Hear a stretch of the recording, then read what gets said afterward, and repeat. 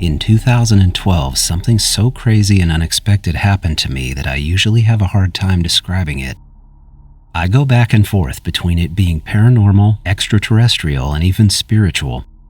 Basically, I have no idea what it was, but it was so far outside of anything I thought was possible that I actually moved my business because of it. Here's a quick backstory about me. I run a small e-commerce business based in San Mateo, California. For years, my office was in a single-story, mixed-use corner building. There were all kinds of tenants in the building, and my office had an insurance agent on one side and an online print shop on the other. We had a small parking lot right outside our front door that wrapped around the side of the building, and all of our offices faced a three-way intersection. Back then, I was still grinding to grow my business, so anytime we had a heavy day of orders, I would be the one to stay late after my 3 employees went home to make sure products were packed and ready to be picked up by UPS in the morning. It was very normal for me to be there until midnight on these days, sometimes later. On one of these late nights, I was leaving right before 1 o'clock in the morning. I had just shut everything down, turned the lights off, and was standing at our main door that went out to the parking lot. I clearly remember noticing how foggy it had gotten outside. It was summer, so that wasn't uncommon, but it did make everything outside really quiet. I locked the door, turned around toward my car, and that's when I saw a man standing in the middle of the intersection right under the traffic lights. He was wearing all black, and at that hour, with every other office closed and not a single car in the lot except mine, it immediately put me on high alert. I kept my eyes glued to him as I walked to my car and figured worst case scenario, if he tried anything or ran toward me, I could sprint back into my office and lock the door. But he didn't move. He just stood completely still right in the middle of the intersection. As soon as I made it to my car, I felt better, but there was one problem. The three-way intersection was the only way out of that entire business complex that my building was in. There was no back exit or alternate road. I had to go right through where this guy was standing. I told myself he was either homeless or on drugs, and I could just drive around him if I needed to. I backed out of my parking spot, making my headlights shine directly toward him, so he had to know I was there. The heavy fog made this whole scene even sketchier, by the way. Then, right when I put it into drive to leave, this guy's body lifted vertically straight off the ground. He fully levitated into the air. This was no David Blaine street magic trick. He went high. This isn't an exaggeration. He had to be at least 6 feet above the road, then stayed there in one spot in the air. I don't care who you are, when you see something like this alone and at 1 o'clock in the morning, you lose any cool you think you might have. My stomach felt like it dropped out of me. Any thoughts I had earlier about getting mugged or attacked, all of it was gone. It was so far from anything I could comprehend that for a second I couldn't move. I remember gripping my steering wheel so hard it hurt my hands, and then I hit the gas. I bounced over the curb on accident and heard the underside of my car scrape all the way down the passenger's side. Then I turned out of the lot and had no other choice but to head straight through the intersection. Right when I turned the corner and looked ahead, he was gone. There was nobody in the road or in the air. It was just an empty, foggy intersection with streetlights. As I started to drive through it, a deep glow turned on like a light switch, and it dimly lit the whole intersection. I wouldn't call it bright, but it was enough to cast a light down on the road and on my car. I couldn't help myself, and I leaned forward over the steering wheel to look up through the windshield, only to see the scariest and most unnatural thing I could ever imagine. Above me in the fog, I could see a huge circular glow like it was the bottom of something larger. It was easily the same size as the intersection, maybe bigger, and like silhouettes against that huge light were at least 6 other dark figures hovering, maybe 25 feet above the ground. None of them were moving. They all looked like they were just stuck there. When I saw this, it broke me. I pushed the gas pedal so hard it felt like my foot might go through the floorboard.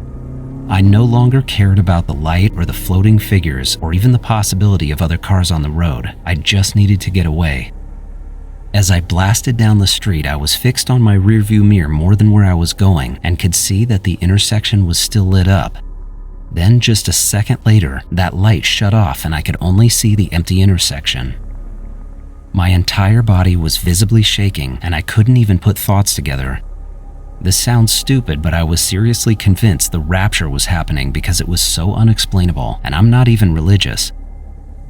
I've never driven faster in my life, and after getting home, I sat in my locked car and in the garage for what had to be 30 minutes. There was just no explanation for what had happened, and I was shocked down to my core. That night changed me on a fundamental level, and I felt like I didn't know what was real anymore. I'm really not trying to be this dramatic, it just flows out of me like this when I think about it and talk about it. After experiencing this, I never stayed late or alone at that office again. For months, if we had a busy day, I'd either let the orders go until morning or load up my car and finish them at home, bringing everything back early the next day. I couldn't physically be there alone, and it actually turned into a phobia. About 4 months after it happened, I found another office space in a much busier area and moved my business. It might sound like overkill, but I didn't want to be there anymore. For a full week after this happened, I didn't say a word about anything, but I realized I couldn't keep it in and I spilled it all to my girlfriend at the time. She was supportive but quiet and didn't have much to say about it, not that I blame her. Once I had said it out loud to her, it was easier to also tell my longtime friend and first employee, Jamie. He believed everything I said and leaned into it being something supernatural. We talked about it being something extraterrestrial too, and I guess that would be what I feel fits best. I don't really believe in ghosts and hauntings, so maybe that's why. The only thing I can say is that it changed my understanding of reality. It almost hurts my brain to think back and know that it actually happened. I saw this thing happen right in front of me. I don't even know what I'm supposed to do with that. My entire life has been completely normal other than this one giant thing, and if anything, I feel more confused about it now than when it happened.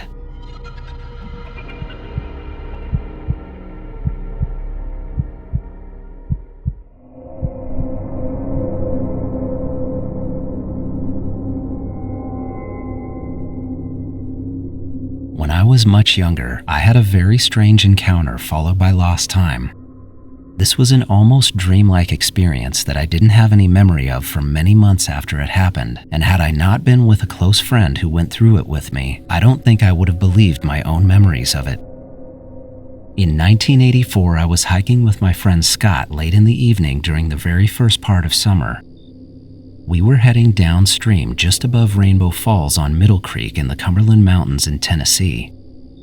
As we were walking, a glowworm caught our eye on a small rocky cliff straight across from us on the other side of the creek. Wanting to get an up-close look at it and possibly see more, we ended up crossing the creek. When we got to it, Scott was standing, but I was squatting down and next to the worm.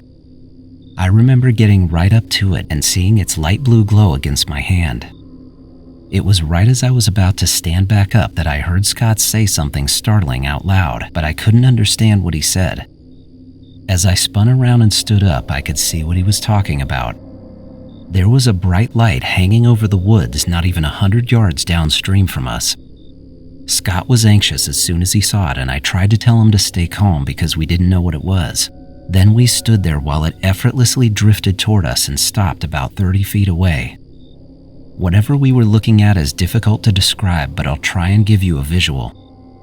It was glowing white like a fluorescent bulb and had no details that we could see.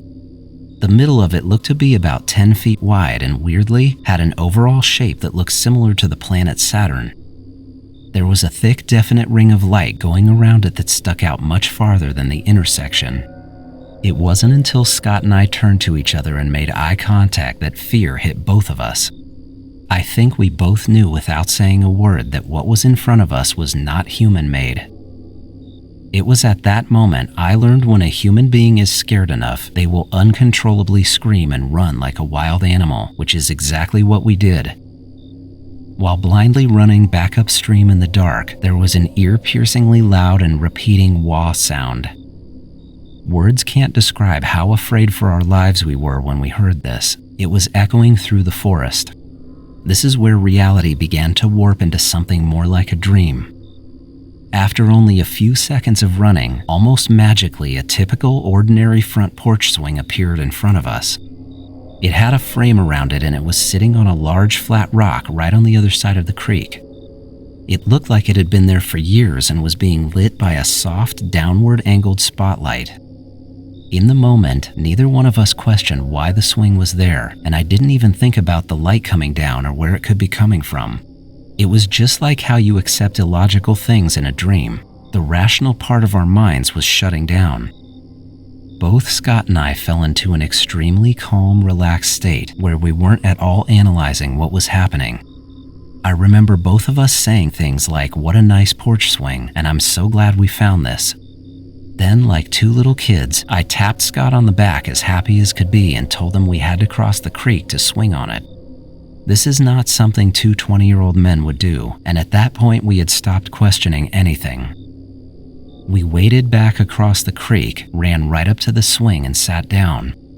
My final memory was looking over at Scott while we swung back and forth and seeing his huge, joyful grin while thinking of nothing other than how much fun we were having. Instantaneously, we were back to walking down the trail and past the cliffs around the falls, remembering nothing about what we had just experienced. At the time, all I knew was that we were finishing our hike late and it had gotten completely dark out. Neither of us had any idea we had lost track of time until we got to his car, which we mostly ignored anyway. It took another 6 months for us to remember anything more than that. When it finally did start to happen, it was Scott who had the first memory. He had just come home from visiting his parents, who happened to have a swing on the front porch of their house. He told me his family had gathered out there to talk one night, and when he sat on the swing next to his sister, he had a brief but jarring flash of swinging next to me on our hike. He thought he was remembering a dream, but as the days went on during his trip, more started coming back to him. When he got home, he relayed all of this information to me, trying to confirm it actually happened. I had no memory of the swing at first. What triggered my memory was his description of the Saturn-like shape we saw. When he said that, I remembered it perfectly, like it had happened that same day. Once I had that first mental image, the swing came back to me shortly after, along with all the other details. As we pieced this together, it was mind-blowing. I could not understand how the two of us had forgotten. It was a massive revelation that felt 50% incredible and 50% deeply concerning. We knew we had lost track of time that night, but brushed it off as nothing more than us goofing off on the trail and the hike taking longer than we thought, but that wasn't right. It amazes me that 40 years have gone by because it's still very clear in my mind. Neither of us have ever figured out what happened after our porch swing memory, but I've always had a hunch that the swing was only what we were shown or supposed to see while something else was going on. Like I said, that part of our experience felt more like a dream, and it's very difficult to tell which parts were real. I think the only solid fact that I can be sure of is when we were out there that night, we weren't alone.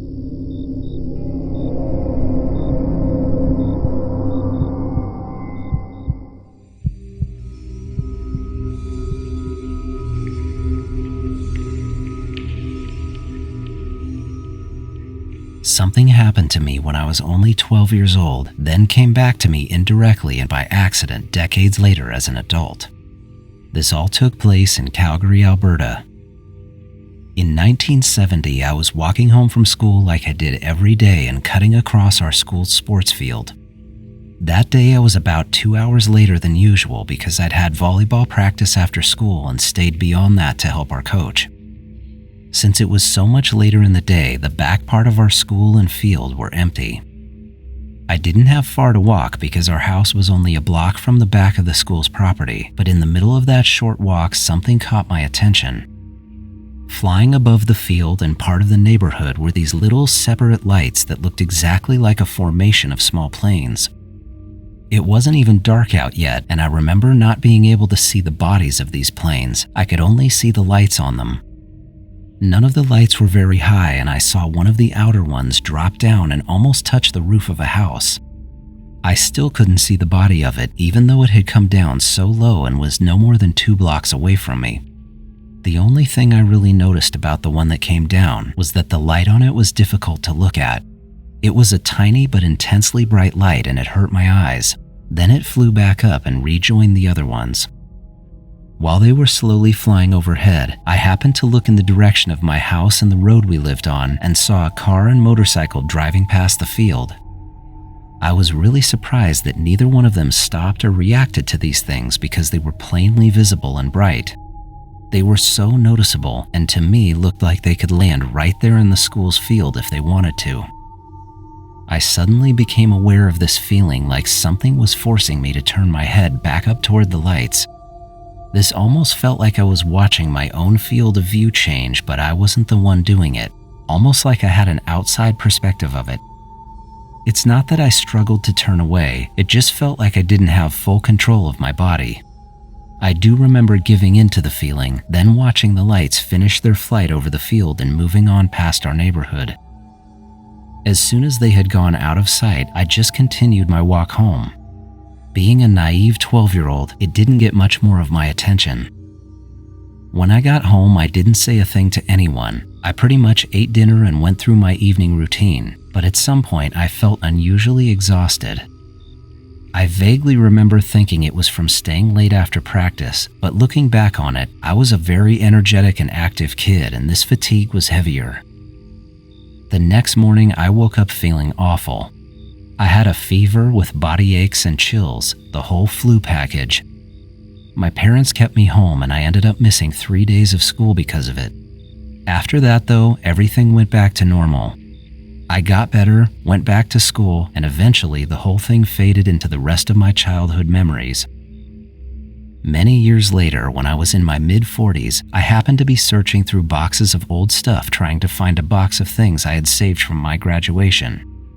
I wanted to show my own graduating daughter who was finishing school that year in the class of 2003.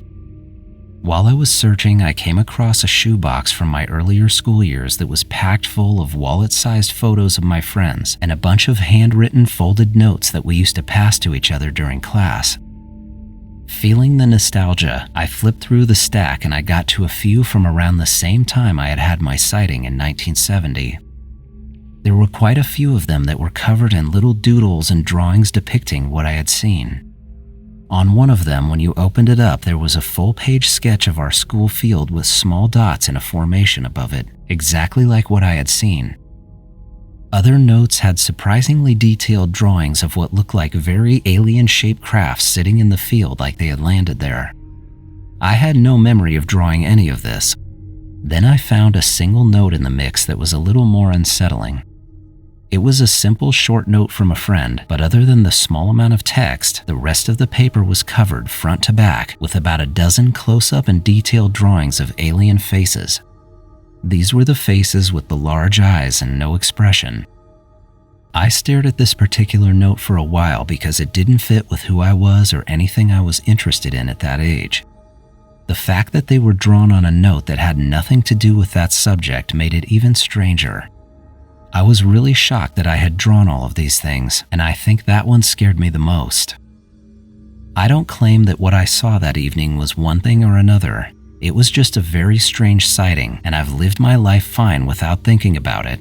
But finding the notes and seeing what I had drawn as a 12-year-old, that part really got to me. It made me really wonder if there's more to my story than I understood at the time. I want to thank everyone for watching another episode of Skywatcher Stories.